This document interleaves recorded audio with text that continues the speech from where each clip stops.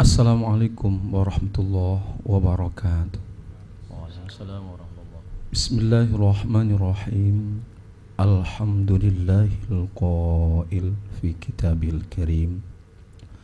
A'udzu billahi minasyaitonir rajim. La tuharrik bihi lisanaka lita'jala bi. Shadaqallahul azim. Allahumma salli wa sallim ala sayyidina Muhammad wa ala alihi wa sahbihi ajma'in, amma ba'du.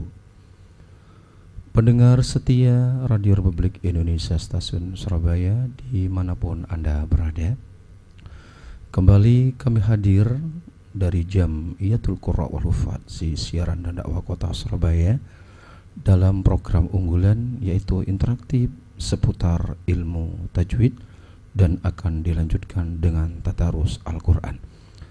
Tentu saja acara ini adalah hasil kerja bareng dengan Radio Republik Indonesia Stasiun Surabaya pada tanggal yang ke-9 di bulan Juli 2013.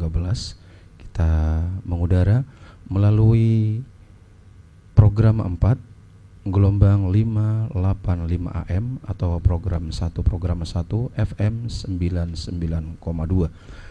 Dan untuk ikhwan muslimin yang ada di rumah pengguna telepon Android, Anda bisa ikuti acara ini di alamat http://rri surabaya.com/rri-surabaya.apk.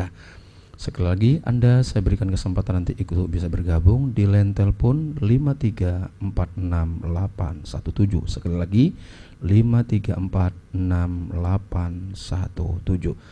Malam ini kita akan mengungkap tentang periwayatan Al-Quran, dan alhamdulillah pada malam ini hadir di studio bersama kami beliau Kiai Haji Ahmadul Hilmi Ghazali. Beliau selaku narasumber di acara ini, dan beliau juga selaku Rois Surya di PCNO Kota Surabaya dan pimpinan di Jam'iyatul Qurra wal Hufadz. Sebelum saya berikan kesempatan untuk ikhwan muslimin yang ada di rumah, saya terlebih dahulu akan memberikan kesempatan kepada beliau Kiai Haji Ahmadul Hilmi Ghazali untuk membuka acara malam ini. Disilakan. Assalamualaikum warahmatullahi wabarakatuh. Waalaikumsalam warahmatullahi wabarakatuh. Alhamdulillahilladzi anzala al-Qur'ana ala 'abdihi liyakuna lil 'alamin nadhira. Anzalahu bilisanin 'arabiyyin mubin. Anzalahu ala 7 ahrufin. Wassalatu wassalamu ala man nataqa bi afsahi ala man afsah min man nataqa bil Qur'an wa ala alihi wa sahbihi ajma'in. Amma ba'du, kaum muslimin, kaum muslimat, pendengar Radio Republik Indonesia Stasiun Surabaya yang berbahagia,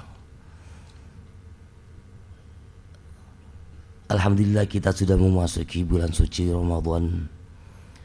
Malam hari ini adalah malam pertama kita memasuki bulan suci Ramadan.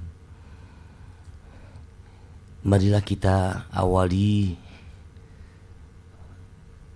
interaktif ilmu tajwid ini yang nanti akan dilanjutkan dengan tadarus Al-Quran dengan bacaan surat Al-Fatihah.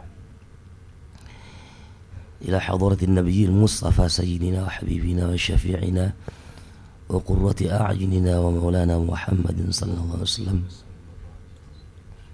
wa alihi wa azwajihi wa ahli baitihi wa dhurriyyatihi wa ashabihi wa tabi'in wa tabi'in bi ihsan ila yaumiddin. إلى حضرة جميع الأنبياء والمرسلين والشهداء والصالحين وآله وطاعتك أجمعين.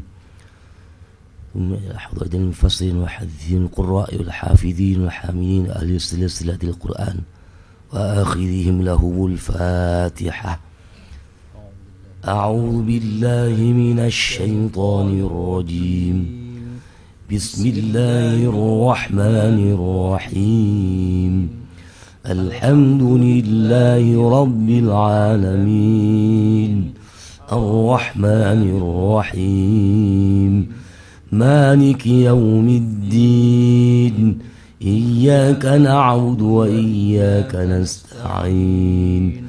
Ihdinas siratal mustaqim. Siratal ladzina an'amta 'alaihim ghairil maghdubi 'alaihim waladdallin. Rabbi ighfirli wa liwalidayya amin. Baik pendengar sekalian, berikut kita akan cari tahu tentang siapa saja sih yang membawa Al-Quran dan bagaimana Allah menurunkan Al-Quran dengan 7 huruf. Rasulullah Muhammad SAW telah memberikan informasi ke kita bahwa Al-Quran itu dibaca berdasarkan riwayat. Nah, disinilah kita akan mencari tahu sebagaimana halnya yang telah kita banyak tahu di daerah kita masing-masing. Apa sih itu riwayat dan bagaimana tata cara membaca berdasarkan riwayat tersebut? Nah, barangkali sampai hari ini kita belum tahu. Beliau Kiai Haji Ahmadul Hilmi akan memaparkan tentang riwayat dan bagaimana cara membacanya. Monggo ya. Alhamdulillahirabbil alamin. Ketika kita membaca ayat-ayat Al-Quran di Indonesia khususnya, kita akan mendengar ketidakberagaman bacaan Al-Quran. Bacaan Al-Quran di mana-mana di wilayah di Indonesia ini akan terdengar sama antara satu dengan yang lain dari sisi penunaian bacaannya.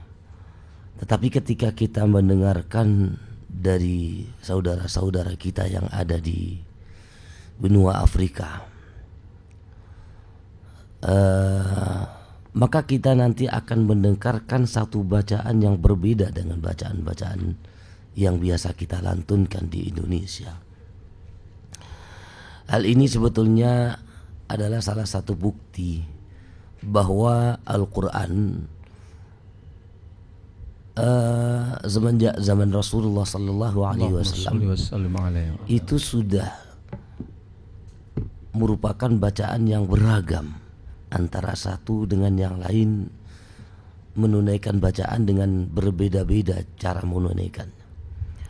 Bahkan kalau kita telusuri riwayat bacaan Al-Quran yang berkembang di Afrika yang saya sebutkan tadi, adalah salah satu bacaan yang pertama kali dipraktekkan di Masjid Nabawi, sebelum kemudian sekarang diganti dengan bacaan yang sama dengan bacaan kita di Indonesia. Bacaan yang dikenal dengan model bacaan qiraat Nafi' atau bacaan Imam Nafi' itu pertama kali dipraktekkan di Masjid Nabawi sampai beberapa puluh tahun kemudian berubah menjadi bacaan yang biasa kita kenal, bacaan yang biasa kita pakai di Indonesia. Sebetulnya kalau kita merujuk pada bacaan Al-Quran yang sebenarnya, ada riwayat hadis yang mutawatir, potongan riwayat hadis, unzil al-Qur'anu ala sab'ati ahrufin, bahwa Al-Quran itu diturunkan kepada kita semuanya dengan bermacam-macam model bacaan. Saya menerjemahkan secara sederhana saja, unzilal Qur'an wa ala sab'ati ahrufin. Al-Quran diturunkan dengan bermacam-macam model. Kata-kata sab'ati ahrufin saya artikan dengan bermacam-macam model bacaan.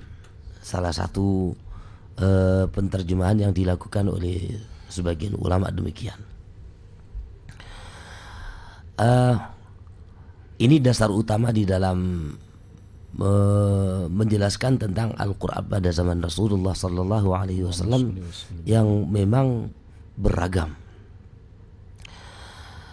Salah satu bukti lagi bahwa pada waktu itu pernah terjadi satu pertengkaran antara Sayyidina Hisham dengan Sayyidina Umar tentang model bacaan Al-Quran. Ketika Sayyidina Hisham menjadi imam salat Isya, Sayyidina Umar belum datang. Kemudian pada rakaat kedua Sayyidina Umar ikut bergabung menjadi makmum masbuk. Pada rakaat kedua inilah Sayyidina Hisham sempat membaca surat Al-Furqan. Tentunya bacaan yang sangat berhati-hati yang pernah didengarkan oleh beliau dari baginda Rasul Muhammad sallallahu alaihi wasallam, surat Al-Furqan ini. Tentunya Sayyidina Umar sebagai makmum akan mendengarkan dengan seksama. Begitu mendengarkan dengan seksama, Sayyidina Umar merasa masyghul, merasa bimbang terhadap bacaan yang sedang didengarkan ini, yang sedang dikumandangkan oleh Sayyidina Hisham. Sayyidina Umar sementara menjadi tidak khusyuk sholatnya gara-gara bacaan yang dianggap tidak sama dengan bacaan beliau, bacaan yang biasa dilakukan oleh Sayyidina Umar. Karena Sayyidina Umar sendiri mendengar langsung dari baginda Rasul tidak seperti itu. Maka dalam sepanjang salatnya itu Sayyidina Umar tidak khusyuk. Sampai pada waktunya Sayyidina Hisham menyelesaikan salat yang 4 rakaat itu karena salat Isya. Begitu selesai Sayyidina Hisham seperti biasanya wiridan. Sementara Sayyidina Umar melanjutkan menambah 1 rakaat karena beliau menjadi makmum masbuk, kurang 1 rakaat. Begitu selesai menyelesaikan 1 rakaat ini, beliau menyelesaikan dengan salam, assalamualaikum, assalamualaikum. Begitu selesai langsung menuju ke depan.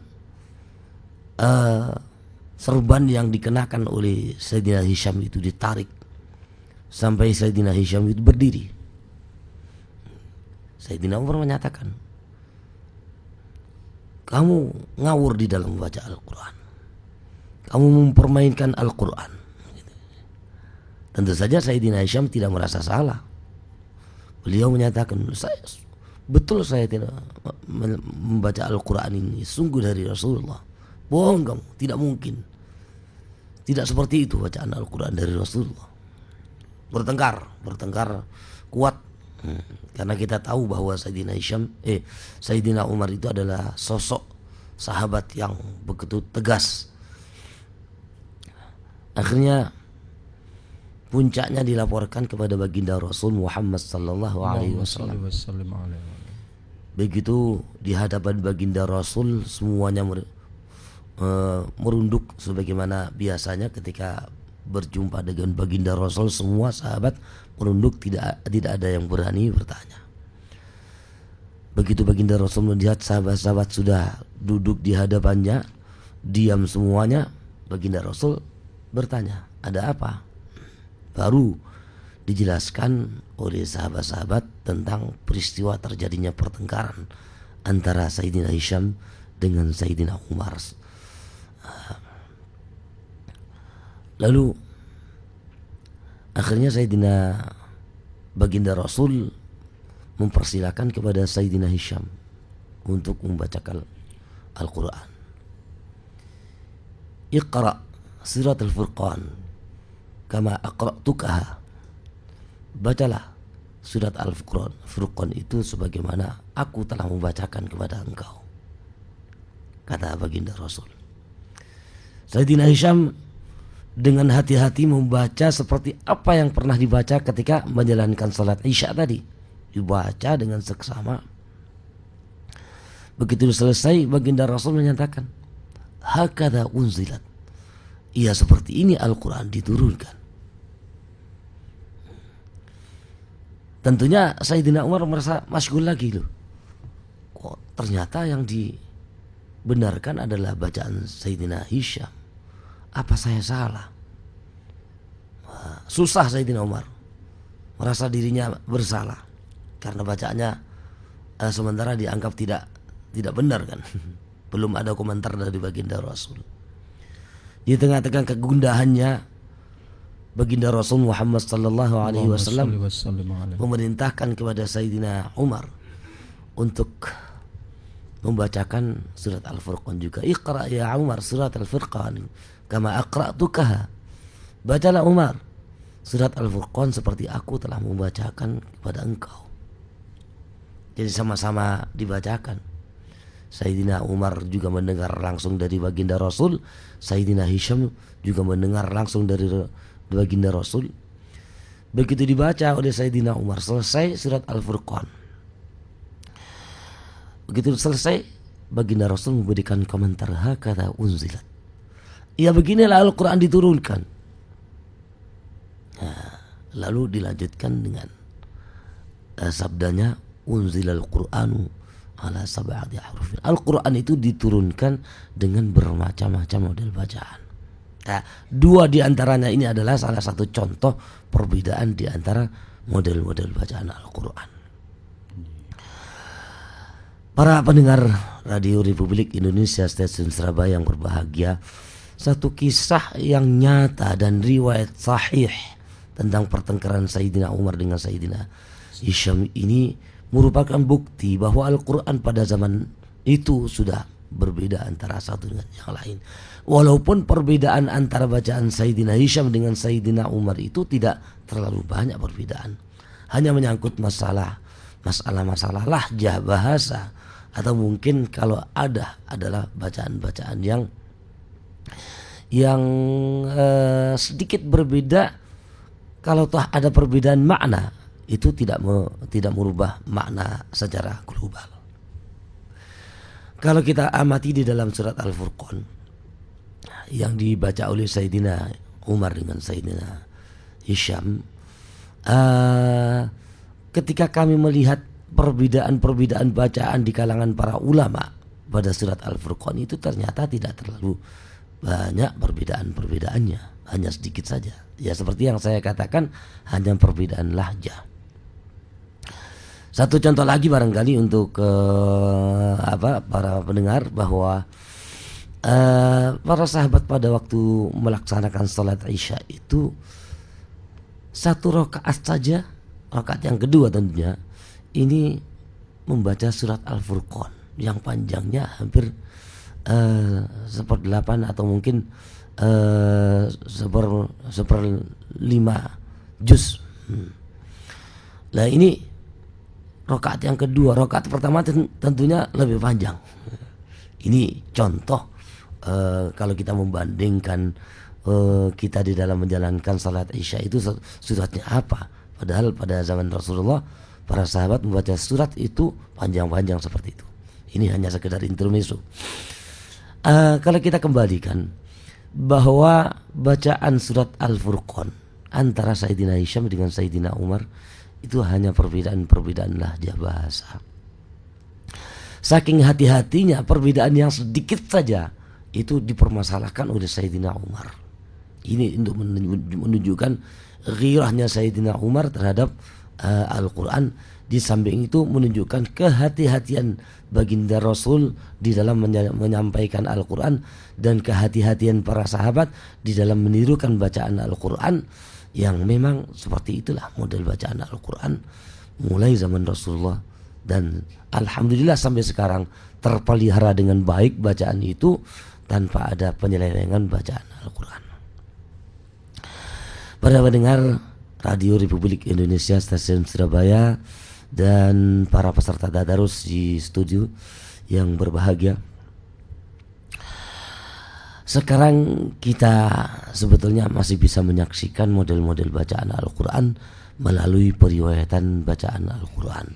Karena para ulama telah dengan susah payah memelihara model-model bacaan Al-Quran itu sampai-sampai akhirnya mereka para ulama mengambil sebagian dari model bacaan Al-Quran yang begitu banyak, diambil yang sekiranya periwayatannya itu diriwayatkan secara mutawatir dan tidak mungkin ada kebohongan di dalam riwayat bacaan itu.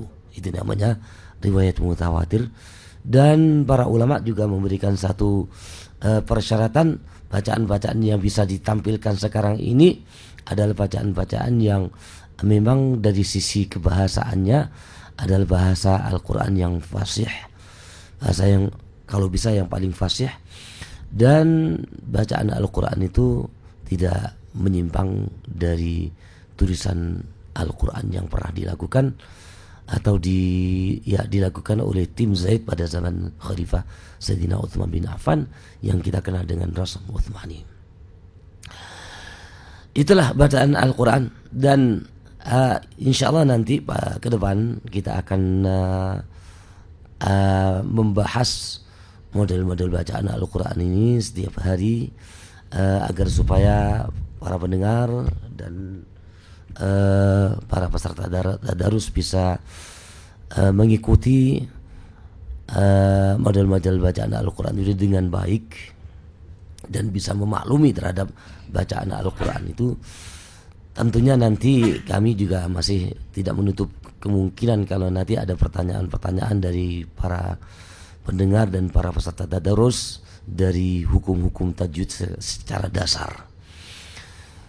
Barangkali itu sebagai pendahuluan. Terima kasih. Ya, baik, terima kasih Yai.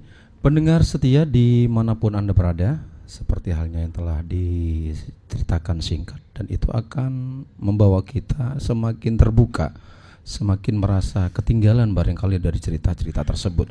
Di sini saya berikan kesempatan untuk ikhwan muslimin yang ada di rumah bisa bergabung di acara interaktif seputar ilmu tajwid. Tentulah ini Anda bisa ikuti di program 4 gelombang 585. Sekali lagi bisa Anda ikuti di program 4 gelombang 585 AM atau program 1 FM 99,2. Untuk pendengar setia pengguna telepon Android ya, bisa Anda ikuti di Radio Feature alamat http://rrisurabaya.apk. Sekali lagi Anda bisa ikuti di alamat yang telah saya sampaikan, dan bisa Anda juga ikut di line telepon di 5346817. Sekali lagi saya buka kesempatan ini untuk seluruh ikhwan muslimin dimanapun Anda berada, baik yang berada di Surabaya, di luar kota Surabaya. Saya berikan kesempatan karena memang acara ini adalah merupakan acara unggulan program dari Jamiyatul Qurra wal Hufadz Siaran dan Dakwah Kota Surabaya kerjasama dengan Radio Republik Indonesia Stasiun Surabaya.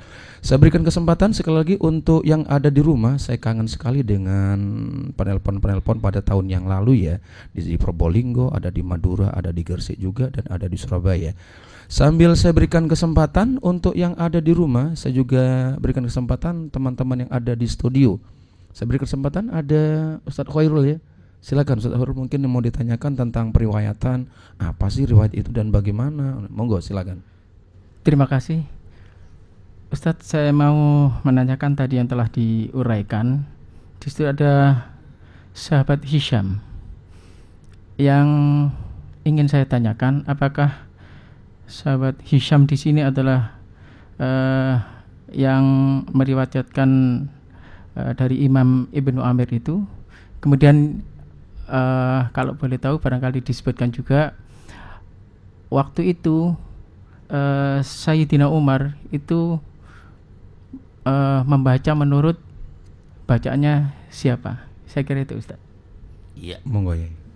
Ya, terima kasih. Pertanyaan pertama, yang dimaksudkan Sayyidina Hisham itu bukan Sayyidina Hisham perawi dari imam bacaan Ibnu Amir. Memang kalau kita melihat kepada bacaan Imam Ibnu Amir mempunyai dua periwayat. Ada salah satunya adalah rawi Hisham, yang satunya Ibnu Dzakwan. Tentunya karena ini bukan sahabat Rasulullah, maka belum ada pada waktu itu rawi Hisham yang dimaksudkan di sini. Pada peristiwa yang saya maksudkan di situ adalah Sayyidina Hisham adalah sahabat baginda Rasul Muhammad sallallahu alaihi wasallam. Sahabat-sahabat Rasulullah. Perlu diketahui bahwa imam-imam bacaan Al-Quran yang kita kenal di lingkungan qiraat 7 atau qiraat 10 misalnya. Misalnya di qiraat 7 ada Imam Nafi', ada Imam Ibnu Katsir, Ibnu Amir, ada Abu Amr, ada Imam Asim, ada Imam Hamzah, ada Al-Kisai di kalangan qiraat 7. Imam-imam ini tidak ada satupun sahabat Rasulullah. Semua bukan sahabat. Ada yang tabi'in, ada yang tabi'in gitu ya. Sehingga bahkan tidak ada yang tabi'in pun. Ada yang tabi'in ya. Sehingga begini, Hisham yang dimaksudkan adalah bukan rawi, tapi sahabat baginda Rasul Muhammad sallallahu alaihi wasallam. Yang kedua, bacaan yang dibaca oleh Sayyidina Umar sendiri itu tidak disebutkan di dalam riwayat hadisnya, itu tentang dinisbatkan atau diikutkan pada imam siapa. Sebab begini, imam-imam yang kita kenal melalui qiraat 7 atau qiraat 10 atau qiraat yang lain itu adalah hidup setelah Sayyidina Umar. Sementara para imam-imam qurra itu ada yang riwayatnya sampai kepada Sayyidina Umar. Ada yang riwayatnya itu bergabung antara Sayyidina Umar dengan sahabat-sahabat yang lain, sehingga tidak ketahuan bacaan yang sedang dibaca pada waktu salat Isya ya, yang dilakukan oleh Sayyidina Hisham, ataupun bacaan yang dilakukan oleh Sayyidina Umar di hadapan baginda Rasul. Dalam riwayat hadisnya tidak sampai disebutkan bacaan itu ditelusuri sampai imamnya siapa, begitu. Yang penting dalam riwayat hadisnya itu ada pertengkaran, perbedaan bacaan. Saya kira itu. Itu ya. Baik, terima kasih Ustaz Khairul ya. Baik, saya buka kesempatan untuk ikhwan muslimin yang ada di rumah. Saya kepingin memberikan kesempatan yang ada di rumah, Anda bisa ikuti acara ini di program 4 sekali lagi. Di program 4 gelombang 585 di line telepon 5346817. Sekali lagi, Anda bisa ikuti acara interaktif seputar ilmu tajwid ini di program 4 585 AM atau di program 1 FM 99,2. Saya berikan kesempatan karena hal ini adalah sangat langka ya. Ya kalau saya pikir Anda saja ya membaca Al-Quran sambil saya tunggu telepon yang ada di rumah, Anda saja tidak berdasarkan pada riwayat, apakah hal itu bisa terkategori maksiat atau salah ya? Gimana? Umpama ada orang baca Quran tidak berdasarkan pada riwayat, salah satu di antara riwayat-riwayat yang telah ditentukan, perawi-perawi tersebut, apakah hal itu bisa dikategorikan dosa atau bagaimana ya? Oh iya, begini, bacaan Al-Quran itu adalah bacaan yang harus melalui periwayatan. Tidak boleh kita mengacu bacaan Al-Quran itu kepada bahasa-bahasa Arab yang sedang berkembang. Harus melalui periwayatan. Sebab bahasa Arab itu banyak lahjahnya, apalagi sekarang bahasa Arab itu berkembang semakin banyak, semakin jauh mungkin dengan bahasa-bahasa yang pada waktu zaman Rasulullah ada ya. Zaman Rasulullah ada saja sudah banyak bermacam-macam model bacaannya, apalagi sekarang. Seperti misalnya di daerah Mesir itu ada model-model bacaan yang lahjanya sudah tidak ada dalam sejarah bahasa zaman Rasulullah. Seperti qaf menjadi a gitu ya.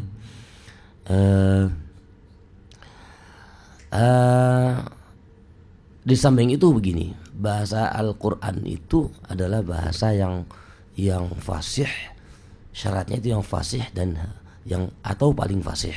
Nah, untuk mengetahui yang fasih dan atau yang paling fasih itu tentunya melalui periwayatan tadi. Sehingga kalau ada orang membaca Al-Quran tanpa melalui riwayat, maka sudah barang tentu itu tidak dibenarkan. Tidak boleh membaca Al-Quran dengan tanpa riwayat. Apalagi kalau kemudian disengaja, ya. Kalau disengaja membaca Al-Quran tanpa melalui periwayat itu dianggap sebagai kidbun fil riwayah, dusta di dalam periwayatan.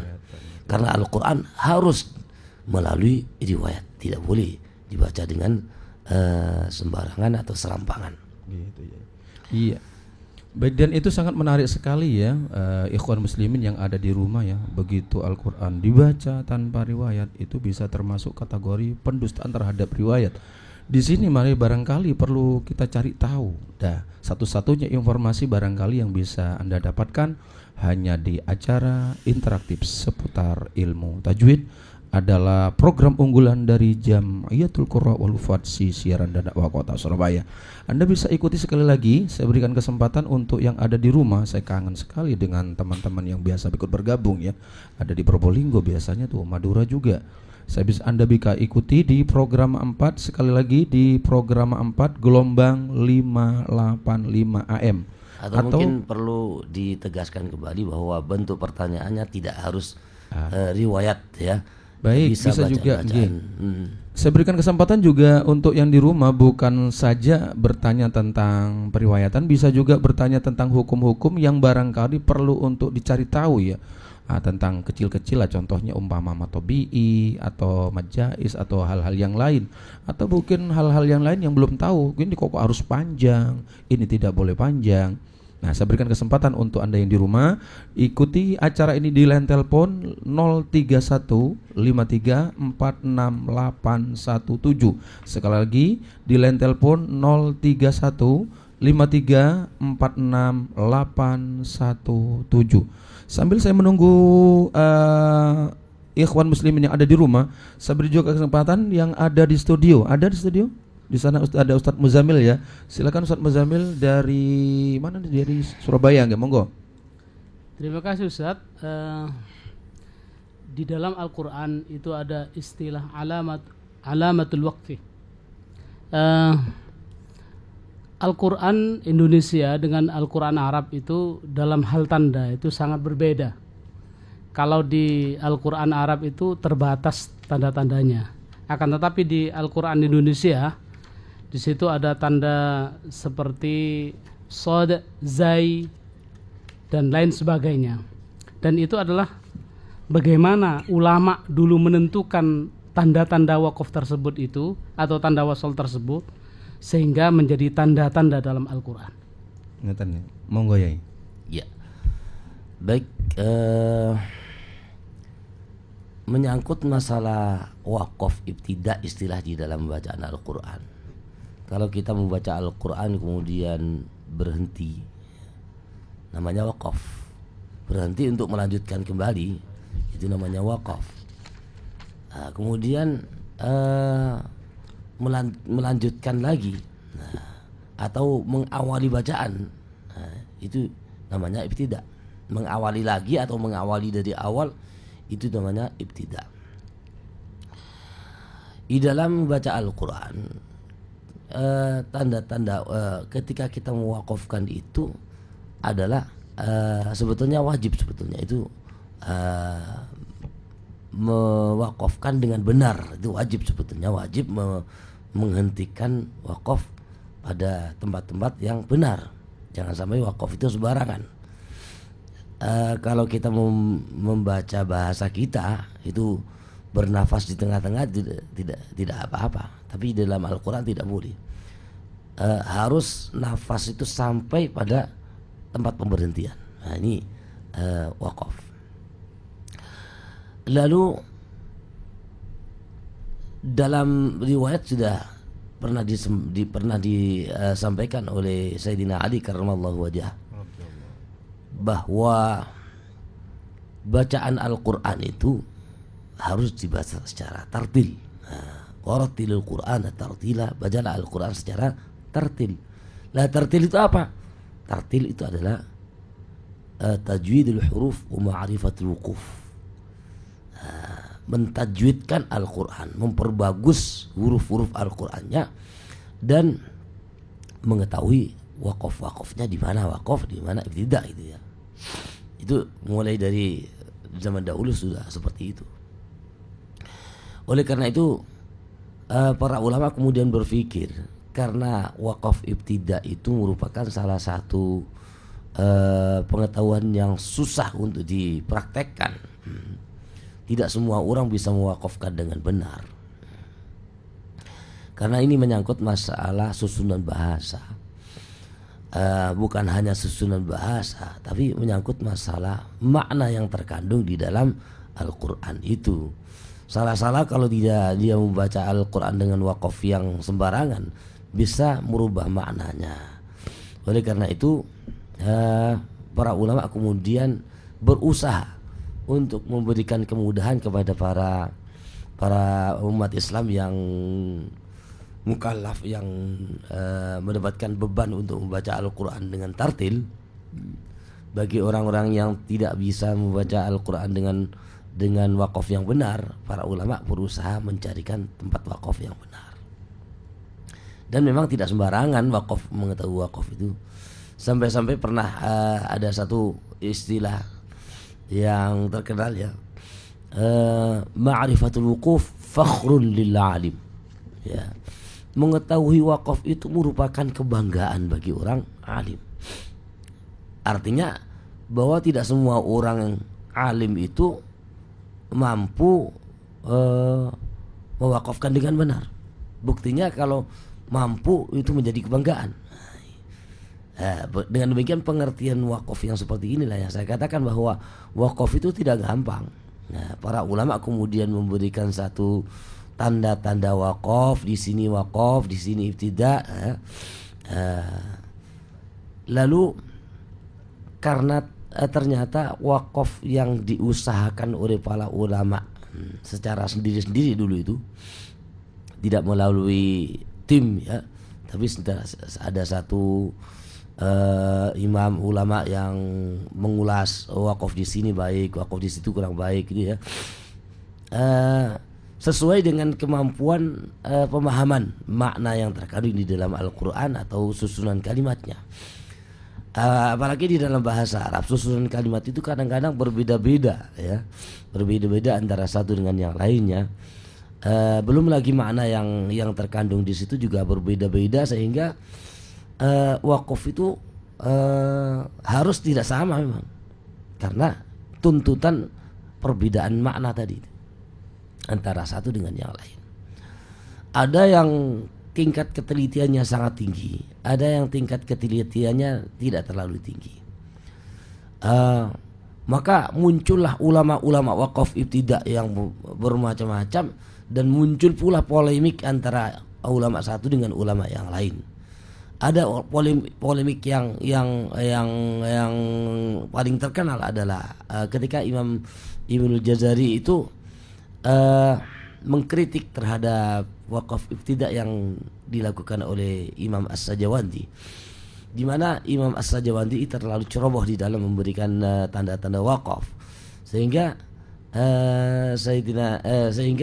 Imam Ibnul Jazari itu menganggap wakaf As-Sajawandi itu banyak salahnya ya. Ini salah satu contoh madhab tentang wakaf ibtidah. Sehingga kalau kita mewakafkan atau mengibtidahkan itu ya harus kepada imam-imam yang muktabar, yang kira-kira sudah tidak ada polemiknya gitu. Lalu kalau kita kaitkan dengan tanda-tanda wakaf yang ada di Indonesia dengan tanda-tanda wakaf yang di Timur Tengah ya, yang dari Arab misalnya, bukan hanya antara Indonesia dengan Arab saja, di Arab sendiri itu berbeda-beda tanda wakaf yang dibubuhkan.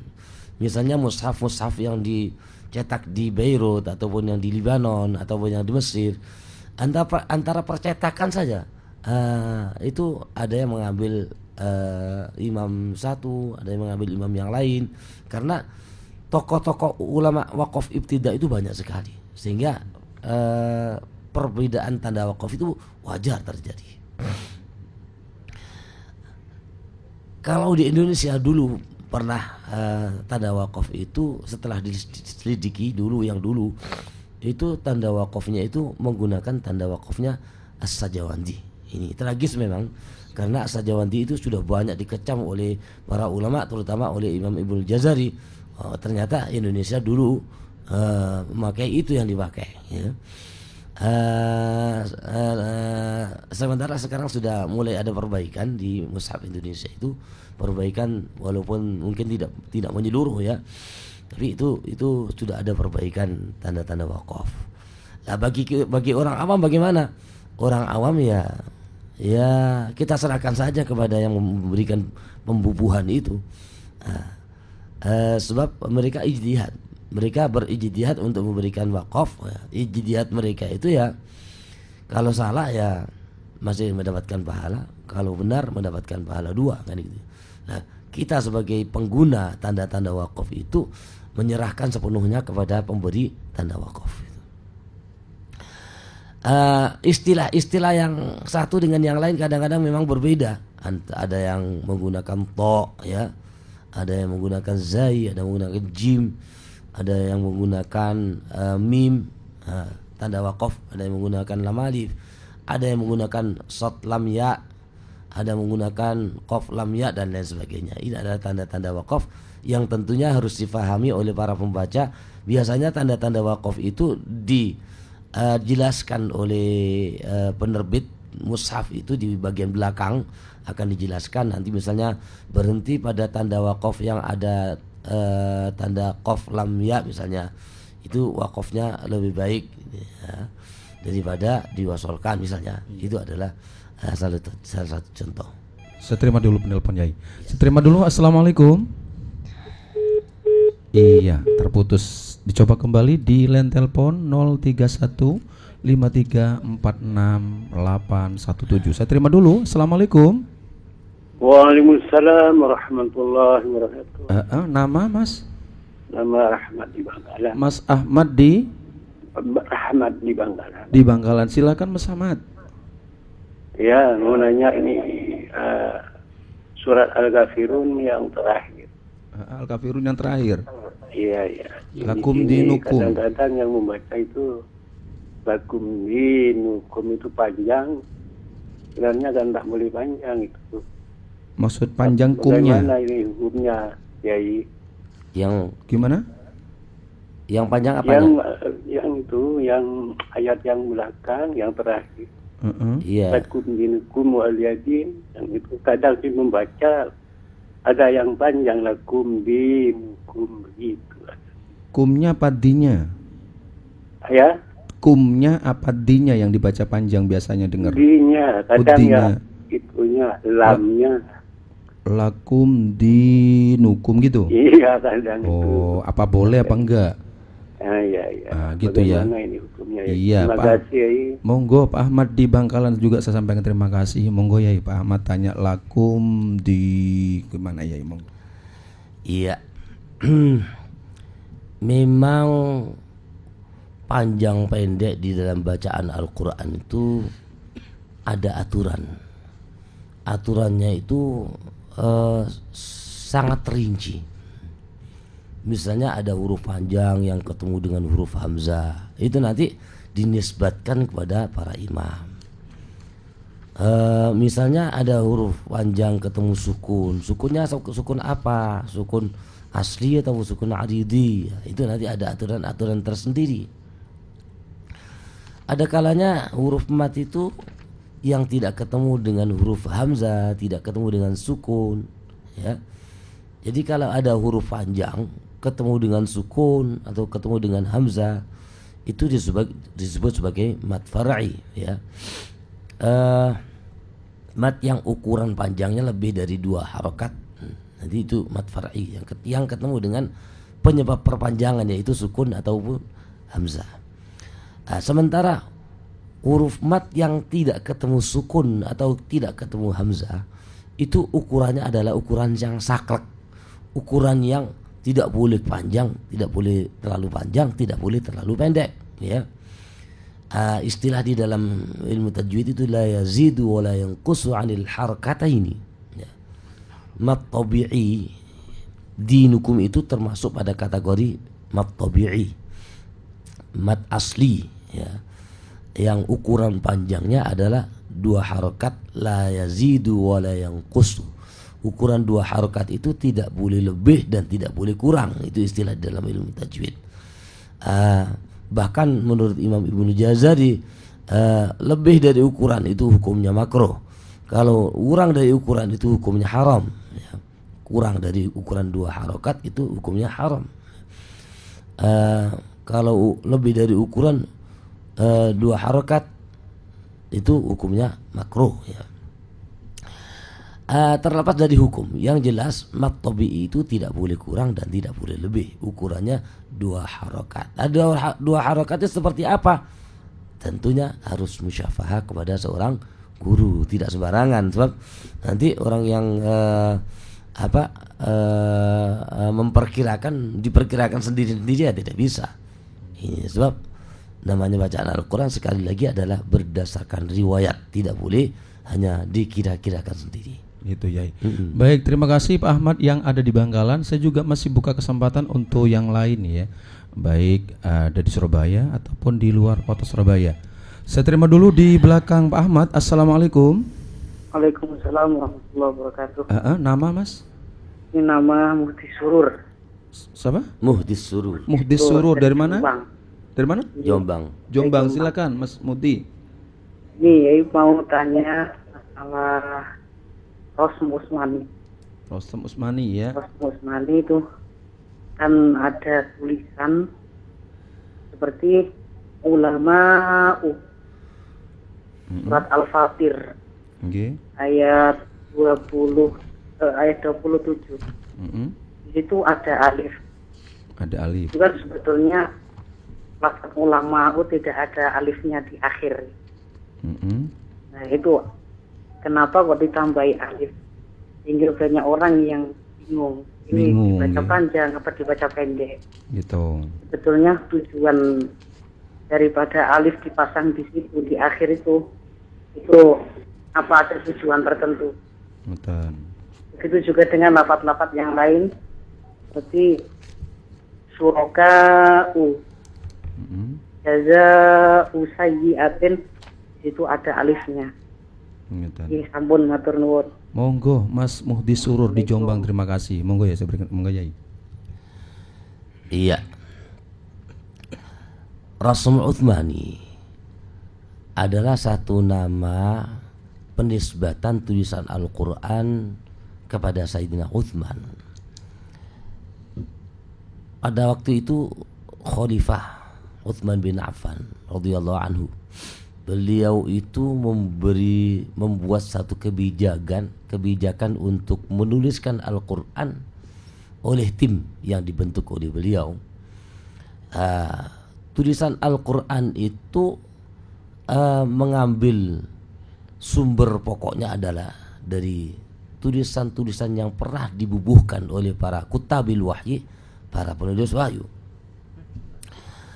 Ternyata tulisan-tulisan yang dibubuhkan oleh para kutabul wahyu itu tidak sama dengan tulisan-tulisan yang ada di kaidah imla'i, kaidah bahasa Arab yang ada ya. Dimana kalau di dalam bahasa Arab itu ada kaidah secara umum tulisan Al-Quran itu tulisan bahasa Arab itu sesuai dengan yang diucapkan. Kalau diucapkan panjang ya ada huruf panjangnya ya. Nah, itu yang disebut sebagai kaidah imla'i. Sementara Al-Quran pada zaman Rasulullah ditulis oleh para penulis wahyu itu ada yang berbeda, ada yang tidak berbeda. Oleh Sayyidina Utsman diinstruksikan untuk tidak merubah tulisan-tulisan yang pernah dibubuhkan oleh para sahabat itu. Dan para ulama di kemudian hari memberikan satu kesimpulan bahwa para penulis wahyu itu ternyata adalah mereka menuliskan berdasarkan ilham, bukan berdasarkan tulisan-tulisan kaidah imla'i atau kaidah bahasa Arab. Sebab kalau memang mereka itu menulis dengan kaidah bahasa Arab, tentunya mereka sangat berhati-hati menulis Al-Quran, ya, tidak mungkin ada kesalahan. Ternyata itu ada tulisan-tulisan yang memang berdasarkan ilham, dan belakangan itu dibuktikan dengan adanya satu mukjizat yang membuktikan bahwa tulisan-tulisan yang berbeda dengan kaidah milah itu nyatanya adalah merupakan satu tulisan yang membuktikan susunan Al-Quran itu betul-betul sangat teliti, karena menyangkut masalah jumlah huruf yang sangat hebat, yang antara satu dengan yang lain itu berhubungan jumlahnya. Lebih satu huruf saja itu akan kacau tulisan Al-Quran itu. Itu yang terakhir terungkap mukjizat Al-Quran melalui jumlah huruf-huruf Al-Quran, ya. Dan tidak keluar dari tulisan-tulisan kaidah Rasul Utsmani. Oleh karena itu tulisan-tulisan Rasul Utsmani dibiarkan begitu saja, ya, tidak boleh dirubah. Bahkan orang yang ingin menuliskan Al-Quran harus dan diwajibkan untuk mengikuti tulisan Rasul Utsmani. Tidak boleh menyimpang. Tidak boleh kita mengikuti kaidah bahasa Arab secara umum. Nah, seperti yang dicontohkan tadi ulama ya. Mestinya kalau di dalam kaidah imla'i tidak ada wawunya, tidak ada alifnya. Yang ulama huruf hamzah itu saja dibiarkan, tanpa ada wawu, tanpa ada alif. Begitu pula syuraka, ya. Itu mestinya kalau kaidah imla'i itu ya shin, ra, kaf, alif, kemudian huruf hamzah. Nah, sementara di dalam Rasul Utsmani itu shin, ra, kaf, alif, wawu, hamzah, ada alif lagi. Nah, biasanya alif itu kan sebagai tanda jama' gitu, ya. Nah, ternyata di sini kok ada huruf alif. Nah, ini tidak boleh kita merubah. Memang secara asli tulisan Al-Quran ya seperti itu, ada alifnya. Oleh para ulama disebut sebagai alif huruf tambahan ziyadah gitu saja. Saya terima dulu, Yai. Baik, saya terima di belakang Mahdis Surur. Assalamualaikum. Assalamualaikum. Terputus. Baik, saya berikan kesempatan kembali. Assalamualaikum. Waalaikumsalam warahmatullahi wabarakatuh. Nama Mas? Yasin dari Jombang. Yasin, dari mana? Jombang, nggih? Nggih. Silakan Mas Yasin. Nggih. Kalau tadi cerita tadi Sayyidina Umar Islam tadi, Mas Yasin suaranya terputus-putus. Mungkin HP-nya mungkin agak ke belakang sedikit atau mundur, coba lagi. Halo? Nah, coba lagi. Halo? Ya, terus? Masih Putus-putus nggih, terus. Wah. Ya tak sekali lagi ya. Dalam? Nanti ada ya. Ya. Baik. Mas Yasin sempat terputus, mungkin karena jaringan atau mungkin karena kondisi. Saya berikan kesempatan kembali untuk yang ada di rumah. Bisa Anda ikuti acara ini di program 4 gelombang 585 atau program 1 FM 99,2. Untuk panjenengan yang menggunakan HP Android, Anda bisa ikuti di Radio Feature. Saya terima kembali, ada di belakang Mas Yasin. Assalamualaikum. Belum masuk? Assalamualaikum. Halo, assalamualaikum. Baik, saya informasikan kembali untuk ikhwan muslimin yang ingin bergabung, Anda bisa bisa ikut di line telepon 031 53 46 817. Sekali lagi, Anda bisa ikut di line telepon 031 53 46 817. Acara interaktif seputar ilmu tajwid merupakan. Saya terima dulu di belakang Mas Yasin. Assalamualaikum. Waalaikumsalam. Oh, siapa ini? Saya Ustaz. Siapa? Saya bicara sama Yai. Sinten? Bunda Husnun. Bunda Husnun iya. di mana? Saya mau tanya Yai. Monggo, nggih. Begini Yai, saya itu kalau baca, saya masih belajar baca Al-Quran, tapi saya tuh hati-hati banget, saya takut kalau keliru. Jadi kalau yang pendek tuh saya perhatikan, kalau panjang juga saya perhatikan. Tetapi saya ini kalau ayatnya panjang Yai, saya mau mutus di mana itu saya yang nggak tahu. Saya takut kalau artinya keliru. Gitu. Gimana Yai untuk mengetahui, untuk memutuskan, karena nafas saya nggak bisa sampai wakaf yang ujungnya. Saya mau putus yang tengah dulu, nanti saya kembali lagi gitu. Saya takut kalau artinya berubah Yai. Mohon penjelasan Yai, gimana caranya untuk mengatur nafas tadi, apa saya harus sampai wakafnya, padahal saya terlalu jauh ayatnya itu. Iya. Bunda Husnul umur berapa sih? Dalam? Jenengan umur berapa? Saya sudah 75 sekarang. Oh, 75. Bagaimana cara ngatur? Saya itu kepinginnya saya terus belajar, tetapi kalau saya ketemu ayat-ayat yang panjang, saya takut kalau berhentinya itu. Iya Bunda Husnul, monggo diberi kesempatan Yai. Terima kasih. Terima kasih kembali. Monggo Yai. Iya. Memang secara hukum wakaf itu harus pada tempat yang benar, yang supaya tidak merubah makna. Tetapi kalau kemudian nafasnya tidak sampai pada wakaf yang benar, maka itu disebut sebagai wakaf ittirar, wakaf yang terpaksa karena nafasnya tidak sampai.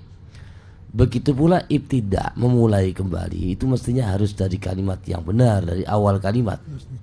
Tetapi kalau memang sudah tidak bisa juga, ya, nanti kembali lagi nggak kuat lagi, kembali lagi nggak kuat lagi, maka ibtidanya pun juga bisa dianggap sebagai ibtida ittirar juga, jadi terpaksa. Ya namanya terpaksa, bahkan ada yang mengatakan kalau memang terpaksa nggak usah diulang juga nggak apa-apa. Ya, tapi kebanyakan para ulama sebaiknya diulang lah walaupun masih salah. Gitu Yai. Iya, saya kira. Baik, ikhwan muslimin yang ada di rumah, tampaknya waktu juga sudah tidak bisa memberikan kesempatan, maka saya sudahi dulu ketemu kita di acara interaktif seputar ilmu tajwid. Saya sampaikan terima kasih untuk yang telah bergabung ya. Ada Pak Khairul Anam dari Kandangan Surabaya, ada Ustadz Muzamil dari Karaagung Surabaya juga, dan ada Ma Ahmad dari Bangkalan, ada Mas Muhdis Surur dari Jombang, ada Pak Yasin yang sempat terputus, dan yang terakhir ada Bunda Husnul. Kembali bisa Anda ikuti acara ini hanya di RRI Surabaya esok malam. Sa'abil Malik mengucapkan terima kasih, mohon maaf. Wassalamualaikum warahmatullahi wabarakatuh.